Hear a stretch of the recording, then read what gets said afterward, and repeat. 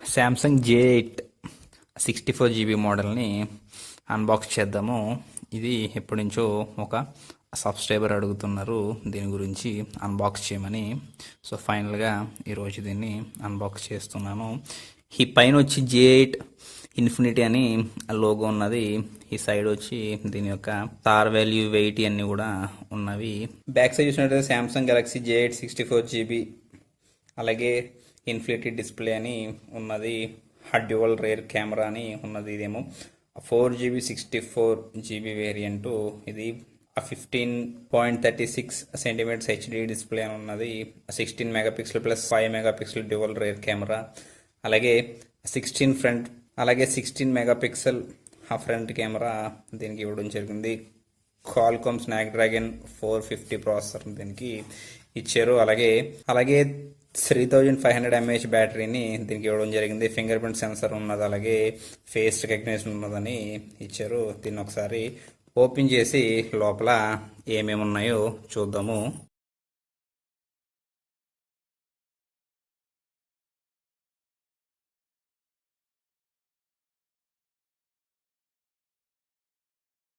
Box open చేయగానే first మనకి ఈ ఫోన్ అయితే ఉన్నది.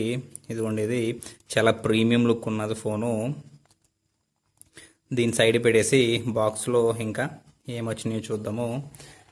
జస్ట్ దీని యొక్క యూజర్ కిట్ వచ్చింది. అలాగే దీంతోపాటు సిమ్ను బయట తీసుకోవడానికి సిమ్ ఎగ్జాస్ట్ ఉన్నది.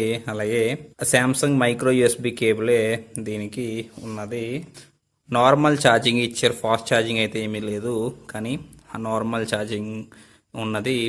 5.1 amp ఉన్నది అవుట్పుట్. ఇయర్ ఫోన్స్ కూడా మామూలు ఇయర్ ఫోన్స్ ఉన్నవి, పట్ టైప్ ఏమీ కాదు, మామూలు ఇయర్ ఫోన్సే ఇవ్వడం జరిగింది. ఇది బాక్స్లో మొత్తంగా ఉన్నవి. ఇవన్నీ కూడా పక్కన పెట్టేసి ఒకసారి మనము ఫోన్ని చూద్దాము. ఈ ఫోన్ వచ్చేటప్పటికి చాలా ప్రీమియం లుక్ ఉన్నది. చాలా అంటే చాలా రాయల్ లుక్ అయితే ఈ ఫోన్కి ఇచ్చారు. మనము ఈ పైన ఈ కవర్ రిమూవ్ చేసి చూద్దాము.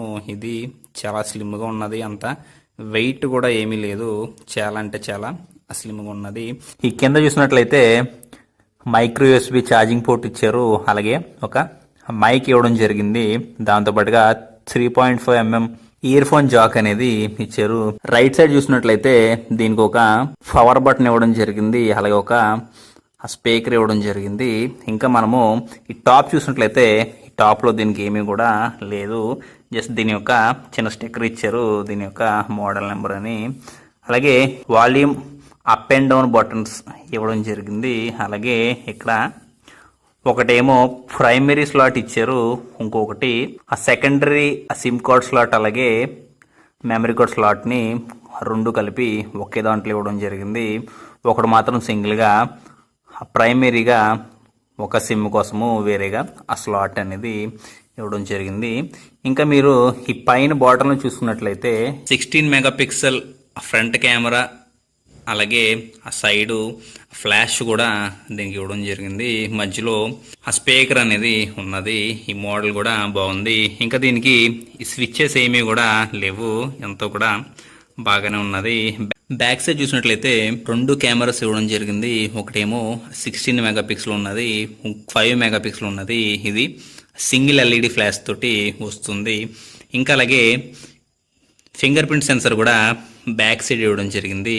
ఇంకా ఈ యొక్క శాంసంగ్ లోగో ఉన్నది, అలాగే ఒక చిన్న స్టిక్కర్ ఉన్నది. అంతకుమించి ఇంక బ్యాక్ సైడ్ ఇంకేమీ కూడా లేవు. అంత వెయిట్ అయితే ఏమీ లేదు, చాలా లైట్ వెయిట్లోనే ఉన్నది. ఆ పట్టుకోవడానికి చాలా ప్రీమియం లుక్ అనేది ఈ ఫోన్లో ఉన్నది. ఇది పట్టుకుంటే కూడా చాలా ప్రీమియం లుక్ ఉన్నది. ఈ డిస్ప్లే కూడా చాలా బాగుంది. ఈ సైడ్ కూడా చాలా బాగా కర్వ్ అనేది ఇవ్వడం జరిగింది. ఇది అసలు ఇక్కడ ఈ డిస్ప్లేకి ఈ ప్యానల్కి అసలు వేరియేషన్ అయితే ఏమీ కనబడడం లేదు. ఇది ఈ యొక్క ఫోన్ గురించి.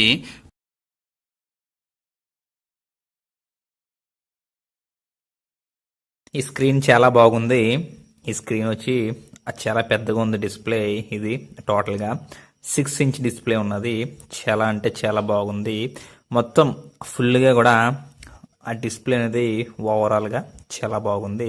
ఇక్కడ చూసినట్లయితే దీని యొక్క ఆండ్రాయిడ్ వెర్షన్ అనేది ఎంత ఉందో ఒకసారి చూద్దాము. ఆండ్రాయిడ్ వెర్షన్ వచ్చేసి 8.0 వెర్షన్లోనే ఇది ఉన్నది. కానీ దీని యొక్క లుక్ అనేది, పెర్ఫార్మెన్స్ అనేది మొత్తం కూడా చాలా అంటే చాలా బాగుంది. ఈ డౌన్ నుంచి పైకి ట్రాక్ చేస్తే మనకి మెనూ అనేది వస్తుంది.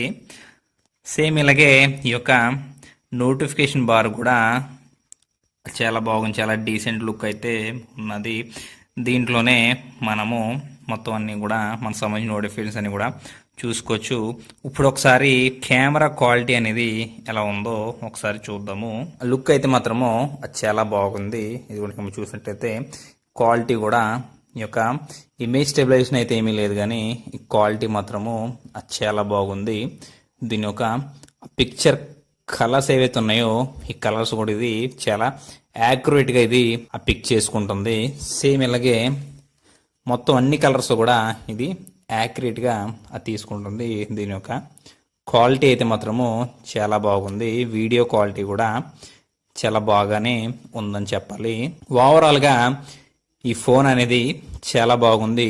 దీంట్లో డిస్ప్లే అయితే మాత్రము చాలా అంటే చాలా బాగుంది. అలాగే ఈ కెమెరా క్వాలిటీ కూడా వచ్చి చాలా అంటే చాలా బాగుంది. ఆ తర్వాత దీంట్లో వచ్చిన ఒక ల్యాగ్ ఏంటంటే ఆటోమేటిక్ బ్రైట్నెస్ సెన్సర్ అనేది దీంట్లో లేదు.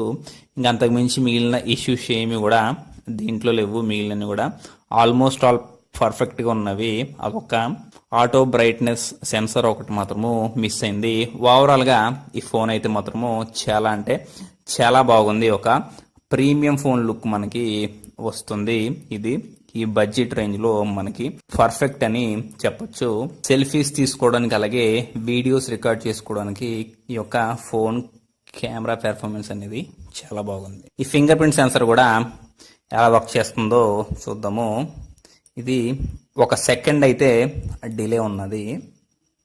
ఇదిగోండి, ఫింగర్ పెట్టిన 1 సెకండ్ వరకు కూడా ఇది డిలే తీసుకుంటుంది. ఇదిగోండి, ఇది దీంట్లో 1 సెకండ్ వరకు ఆ ఫింగర్ ప్రింట్ అనేది డిలే ఉన్నది. ఇంకొకటి ఆటోమేటిక్ బ్రైట్నెస్ సెన్సర్ అనేది లేదు.